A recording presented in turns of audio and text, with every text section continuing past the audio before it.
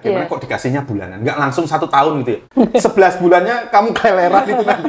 Iya kan? 11 bulannya gembel. Kalau jujur pada sendiri-sendiri sih mungkin bisa ya. Iya. Jujur pada orang lain yang susah. Semakin complicated, itu membentuk karakter kita jauh lebih bagus. Gampangnya jadi lebih bertanggung jawab.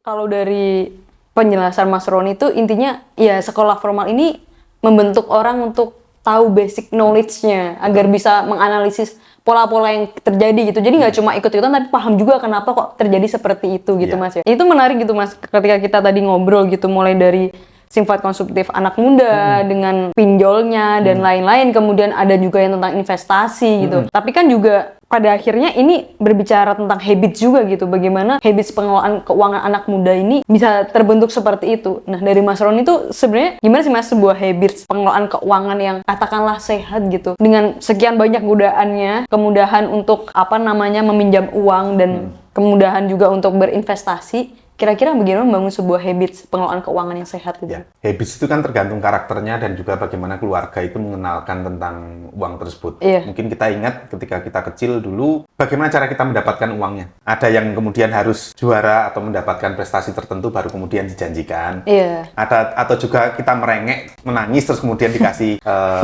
uang kan gitu ya, atau dikasih hadiah tertentu. Itu kan menentukan karakter kita kan gitu ya, bahwa itu didapatkannya bagaimana, sehingga itu juga membuat kita menilai keputusan kita itu berdasarkan apa kan gitu ya. Kalau mendapatkannya dengan mudah ya tentu saja kita cenderung lebih mudah untuk menghabiskannya. Setelah keluarga, kemudian lingkaran pertemanan, karena memang kita berkembang kan tidak hanya di family ya. Iya, apalagi Karakter anak muda itu kan menghabiskan waktunya dengan teman. Kampus itu kan tidak di kotanya gitu ya, sehingga dia memilih kampus favorit atau SMA favorit, sehingga dia harus mengharuskan tinggal di beda kota gitu ya, atau beda tempat yang jauh, sehingga kontrol orang tua lebih sedikit dan dia lebih banyak dipengaruhi oleh lingkungannya. Dari dulu memang kebiasa bahwa di sekolah tuh ada yang populer, tidak populer. Biasanya orang yang populer tuh ya misalnya orang yang berprestasi, terus kemudian mungkin secara fisik good looking, terus kemudian mungkin spend uang lebih banyak kan gitu ya, dia jadi trendsetter dan sebagainya. Kita cenderung ingin menyamai itu ya, itu sebagai sebuah standar ya. Kenapa nggak kita menjadi orang yang jadi diri lu sendiri aja gitu ya. Karakternya tidak harus mengikuti orang yang lagi jadi trendsetter kan gitu ya. Tapi belakangan ini kayak FOMO kan gitu ya. Orang selalu mengikuti gayanya siapa. Bahkan tidak hanya sektor konsumtif, tapi caranya ngomong, gaya pembicaraan kan gitu ya. Walaupun ada yang mengeluarkan terobosan baru, tapi kebanyakan orang kan mengikuti terobosan-terobosan yang cuma sedikit itu. Saya punya cerita yang menarik, yaitu bahwa ada mahasiswa yang tidak mau ke kampus, itu karena dia tidak bisa mengikuti circle gaya hidup. Kerasa banget gitu loh maksudnya. Dan itu pada akhirnya memicu anak tersebut juga untuk mungkin berusaha juga untuk memenuhi lifestyle biar sama kayak temennya gitu. Oke, jadi kalau itu kan berarti lebih ke bagaimana habits itu terbentuk dari relasi sosialnya gitu ya Mas.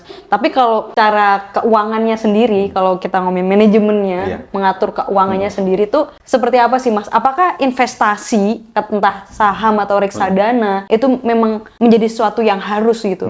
Kalau kita tadi ngomongin saham dan semua complicatednya, atau sebenarnya itu ada prioritas lain gitu. Jadi kayak sebelum main saham sebenarnya itu ada loh basic keuangan yang sebenarnya ya dipenuhi dulu lah gitu. Jangan uang 100 diinvestasiin 80.000, 20.000 cuma buat makan kayak gitu. Jadi Mas Roni gimana sih ngeliat hal itu? Kalau saya melihatnya, kita belajar dari perusahaan ya. Perusahaan itu kan dikelola secara profesional. Yang menerapkan keuangan pertama, pengelolaan secara profesional itu adalah perusahaan, bukan manusia. Kita tuh belajar banyak bagaimana perusahaan dikelola gitu ya. Ada anggarannya, terus kemudian diklasifikasikan penting tidak penting kan gitu ya. Nah, saya pikir kalau harus berperilaku seperti itu kaku banget ya. Tapi kita harus mendekati itu. Jadi kenapa harus perusahaan disiplin. Perusahaan bisa bagus dalam pengelolaan keuangan karena dia setiap hari dia cek kan gitu ya. Ada transaksinya setiap hari. Posisi keuangannya saat itu berapa? Dia tahu bahwa pos-pos apa saja yang pengeluarannya kok membengkak ya. Ini kok semakin kecil ya. Ada apa ini kan gitu ya. Ternyata apa yang harus saya lakukan? Kan lari ke mudah. ayang semua. Nah iya, jajarin kopi ayang gitu ya. Kopi ayang. Ngegofutin ayang. Kalau lagi sedih gitu ya, di rumah mulu kan gitu ya. Gitu. Kerjaannya beli Amer mulu gitu ya. Habis habisnya. Itu kan kalau itu ditelaah itu ketahuan Iya. sebenarnya orang itu lagi posisinya lagi ngapain sih, itu kan dari keuangannya. Paling mudah itu dasar untuk kemudian menganalisisnya. Iya. Itu harus ada pencatatan. Nah, pencatatan sekarang itu lebih mudah karena kan banyak aplikasi yang membantu kita mencatatkan. Iya. Apalagi kita afiliasi menggunakan e-money yang kemudian ketika kita melakukan transaksi tercatat, transaksi tercatat, beli apa, jumlah nominalnya berapa, bahkan sampai mungkin biaya ongkirnya. Yang kadang-kadang kalau kita hitung biasa, misalnya gitu ya, kita membeli sesuatu, misalnya beli makan gitu ya, tapi kan parkirnya nggak ketulis. Kalau secara online kan, sangat detil, sampai pajak-pajaknya juga ada kan, enak kan kayak gitu ya. Cuma kita sendiri yang tidak mempunyai waktu untuk kemudian mengecek, menganalisis apakah ada perubahan di dalam karakter kita sendiri kan gitu ya, misalnya ya. Oleh karena itu biasanya keuangan itu bagaimana kok dikasihnya bulanan, nggak langsung 1 tahun gitu ya. Bisa habis kamu 1 bulan kalau 1 tahun dikasih itu 11 bulannya kamu keleran itu nanti. Iya kan? 11 bulannya gembel. Kalau bisa habiskan 1 bulan kalau bisa. Iya, warisan dikasih habis 1 bulan gitu ya. Makanya dibantu kan, itu artinya dibantu. Sebenarnya berapa sih jatah yang diberikan untuk teman-teman mahasiswa kalau misalnya ngekos di luar kota gitu ya. Itu kan orang tua sudah melakukan analisis, oh anak saya sekian, tidak boleh kekurangan, tidak boleh kelebihan. Kalau kelebihan takutnya dia malah nanti menggunakan untuk hal-hal yang nggak penting, misalnya gitu ya. Mainan lah malah judi bola nih lagi, misalnya kan itu jadi nggak penting-penting.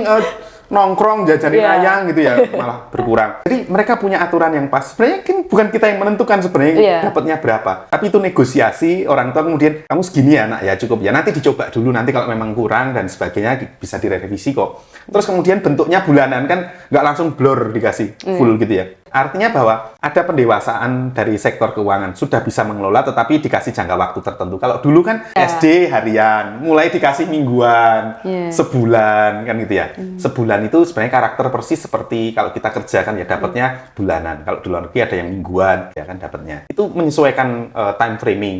Setelah itu kemudian kita punya keleluasaan yang lebih. Nah, ketika keleluasaan yang lebih, itu mau nggak mau self controlnya ada di diri kita kan. Kalau dulu kan masih ada orang tua yang kemudian ini kurang gimana dong lo buat apa lo, kan ada yang masih nanya, ada yang nahan gitu ya. Kalau ini sekarang kan tidak. Habis-habis termasuk yang otorisasi terhadap pay later dan pinjol itu kan hanya menggunakan identitas kita pribadi dan nomor kita pribadi, nomor handphone kan gitu ya. Kan nggak mungkin pay later bagaimana jawaban orang tuamu kan nggak perlu. Kalau kita rekreasi zaman dulu minta izin orang tua. Pay later pinjol mana perlu kan gitu ya. Karena sudah dianggap dewasa. Nah, kita sebagai pribadi pemilik akun tersebut, kita berusaha melakukan otorisasi lebih pribadi sekarang ya. Apalagi sekarang di dunia digital, semua keleluasaan ada di tangan kita pribadi. Pengeluaran yang bersifat tidak penting, leisure itu apakah berlebih atau tidak. Kalau kita ngomong konsumerisme ya. Kalau makan ya, toh dimakan gitu ya. Kelebihan ya nggak apa-apa, toh dimakan. Kalau pakaian itu kan orang bilang, wong gombal we lo. Kain saja kok kamu ribet banget kan gitu ya. Dan kita lihat bahwa mungkin dicek aja. Kalau zaman dulu sepatu tuh ada hanya sepatu kerja, sepatu olahraga, sepatu jalan-jalan misalnya. Sekarang ada sepatu buat FD, nonton konser, jalan sama ayang ke mall, semuanya ada. Iya, semakin terspesialisasi kan. Apakah kita menggunakannya sampai rusak? Tidak. Bahkan berganti mode saja. Itu sepatu kemudian buat apa ya ini ya?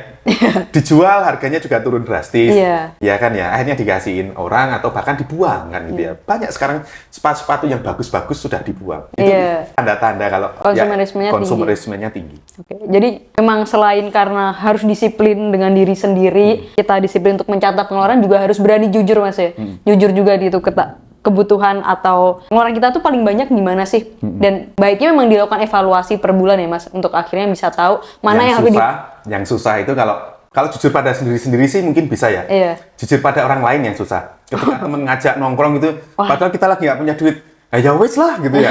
Apalagi yang itu filmnya lagi bagus, iya udah gitu ya. Itu kan yang kemudian merubah pemikiran kita. Kalau saya yakin kalau di kita sendiri kita bisa mengekang, tapi kalau kemudian berelasi dengan orang kita agak susah. Oke, ini menarik Mas kalau misalkan membahas tentang keuangan anak muda gitu. Dan mungkin secara technically memang seperti itu gitu. Tapi tidak bisa dipungkiri bahwa keuangan anak muda, terutama kalau kita berbicara anak muda yang sudah berpenghasilan gitu ya, itu juga tidak bisa lepas dari katakanlah beban yang harus dia pikul gitu. Apalagi kalau kita ngomongin tentang sandwich generation gitu.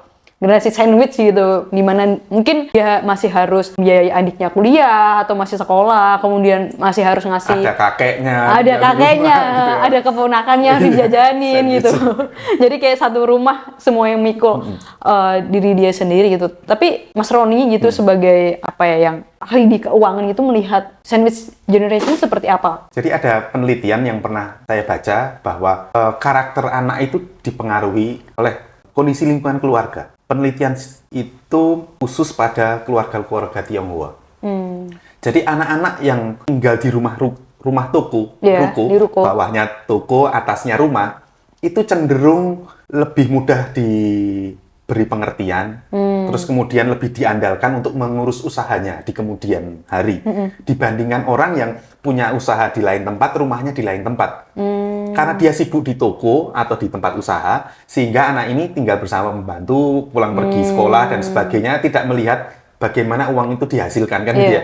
Itu lebih cenderung sembrono dalam penggunaan uang ya. Terus kemudian karakternya susah dikendalikan gitu ya. Dibanding orang yang tinggal di ruko tersebut. Artinya bahwa karakter melihat bagaimana susah jerih payah itu membekas ya. Kita tuh kan berperilaku apa yang memori kita pernah terima ya. Jadi kalau melihat, oh ternyata mama saya sampai malam-malam masih nyateti barangnya apa yang mau kurangi apa besok kan gitu ya, direkap gitu ya. Uangnya banyak gitu ya, direkap. Itu mempengaruhi. Kalau kemudian beralih pada keluarga sandwich ya, bagaimana keluarga itu berinteraksi ya. Bagaimana ayah kita berinteraksi dengan ayahnya kan gitu ya. Itu membentuk kita bagaimana kita berinteraksi dengan ayah kita nanti, dibanding kalau kita cuma tinggal dengan orang tua saja, kita tidak punya role model bagaimana ayah kita itu berinteraksi dengan bapaknya, nggak ada role model, kita cuma melihat orang lain yang cuma tinggal anaknya dengan bapaknya juga nggak ada kakek. Itu role model yang bagus. Jadi maksudnya semakin complicated kita di keluarga itu kan gitu ya, mau ada usaha, mau ada sandwich kan gitu. Itu membentuk karakter kita jauh lebih bagus saya pikir gitu ya. Jadi gampangnya jadi lebih bertanggung jawab misalnya gitu ya. Dibanding kalau kamu cuma tinggal sama pembantu, dikasih uang, orang tuanya kerja. Ini yang terjadi sekarang ini kan ya. Di rumah, atau bahkan kalau sudah dewasa ya di rumah sendirian kan gitu ya. Orang tuanya di toko atau bekerja suami istri, dia di rumah sendirian kan taunya makanan sudah disediakan kan gitu ya.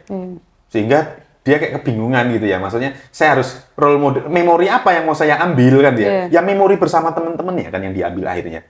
Makanya saya menyarankan juga bagus juga gitu ya kalau perusahaan-perusahaan memperbolehkan keluarganya untuk ada family day gitulah gitu ya, supaya anak-anak itu bolehlah melihat orang tuanya bagaimana dia bekerja gitu. Orang tuamu tuh seharian nggak ngapa-ngapain loh, bekerja loh nak, lihat itu ada meeting, ntar kemudian ketemu klien, terus kemudian yang di pabrik, ini barang nggak boleh gini loh nak, kalau kayak gini rusak harus ganti ini segala, harus melihat kan gitu ya. Itu saya pikir membentuk karakter yang bagus, memori yang bagus banget. Karakter anak di sini case-nya ya itu terbentuk dari interaksi keluarganya dalam mengelola keuangan gitu. Berarti kan di sini anak muda atau di sini sebagai anak itu sangat dipengaruhi oleh keluarganya. Tapi kan sebenarnya bisa jadi juga keputusan keuangan anak itu berdampak ke keluarganya gitu. Betul. Jadi memang dewasa ini di dunia digital, khususnya keuangan, kita punya otoritas yang penuh. Jadi kita langsung berhadapan dengan engine. Semua dalam genggaman kita tadi ya. Jadi tanpa perlu intervensi dari orang di sekitar kita. Kita mengajukan permohonan pun ke engine dan engine-nya kemudian meng-ACC, meng-approve, melakukan assessment, meng-approve, terus kemudian mentransfer kita kan gitu ya. Nah, yang jadi menarik adalah ketika kita kemudian hanya mempunyai satu lorong dengan dunia digital, tanpa perlu intervensi dari orang sekitarnya, ini agak menurut saya agak berbahaya. Tetapi setidaknya kondisi sekarang kita perlu meminta opinion, cermati betul, jadi menggunakan agresor tadi, mencermati apakah benar kita akan berinvestasi, mengambil pinjaman dari satu pinjol tertentu, itu dibandingkan dulu kan gitu ya. Termasuk syarat administrasinya, pembayarannya, kasus jumlah nasabahnya, lama berdiri, terus kemudian apakah dia sudah terverifikasi OJK belum. Saya yakin teman kita sebaya juga melek terhadap misalnya pinjol atau investasi tersebut kan gitu ya. Dia mungkin punya pengalaman dengan teman yang lain tentang pernah investasi di ini teman gua ini, tapi caranya kayak gini, ini kayak gini gitu ya. Oh, ternyata ada alternatif yang lain, pinjem dan sebagainya. Atau bahkan mungkin nggak jadi pinjem, malah dipinjemi teman yang lain misalnya gitu ya. Kita melupakan bahwa kita ada jaringan teman di sekitar kita yang mungkin bisa membantu kita dulu gitu ya. Nggak langsung buru-buru mengambil keputusan satu pihak bahwa ini adalah masalah saya harus menyelesaikan sendiri. Kalau saya nanti kemudian gagal menyelesaikan, masalah kembalinya sendiri. Itu kan jadi berat sekali. Itu yang terjadi ketika saya agak kaget. Ada orang yang kemudian tidak lancar pembayaran cicilan pinjolnya, sampai kemudian ditagih, dia tertekan ya, tertekan, terus kemudian dia lompat dari pusat perbelanjaan gitu ya. Iya, bunuh diri karena pinjol. Itu berat kan gitu maksudnya. Apalagi bagi generasi muda yang mungkin sedang mencari identitas diri, terus kemudian harus menerima masalah yang cukup berat dan harus diselesaikan sendiri. Saya pikir perlu ada second opinion, setidaknya ada sharing kan gitu ya, minta second opinion apa yang terjadi. Oke, jadi mungkin kalau saya simpulkan ya Mas percakapan kita hari ini, di tengah kemajuan teknologi tentang keuangan gitu, mulai dari pinjaman, investasi dan lain-lain, itu kita tetap jangan melupakan faktor manusianya gitu, karena mau bagaimanapun keputusan keuangan kita tuh tidak bisa hanya diselesaikan antara kita dan mesin gitu. Ya itu memang urusan pribadi kita ya, tapi tidak ada salahnya kita coba untuk meminta pendapat atau second opinion, kita diskusi dengan orang-orang di sekitar kita gitu, untuk minimal menambah referensi kita, kira-kira pengambilan keputusan tepat yang seperti apa yang akan dilakukan gitu. Dan jangan sampai alih-alih kita yang menguasai teknologinya, teknologi yang menguasai kita gitu ya, yang mengontrol kita gitu. Oke teman-teman, terima kasih udah mengikuti Kata Yutenika hari ini. Terima kasih Mas Roni udah hadir di Kata Yutenika. Sampai jumpa di Kata Yutenika selanjutnya. Kita itu oh ya. Dan alternatif. Tunggu dulu, alternatif nanti lanjut lagi. Oke.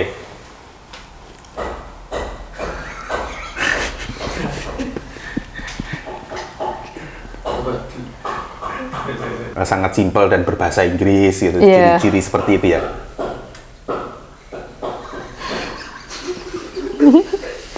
Pak, wis dok-dokon sisan.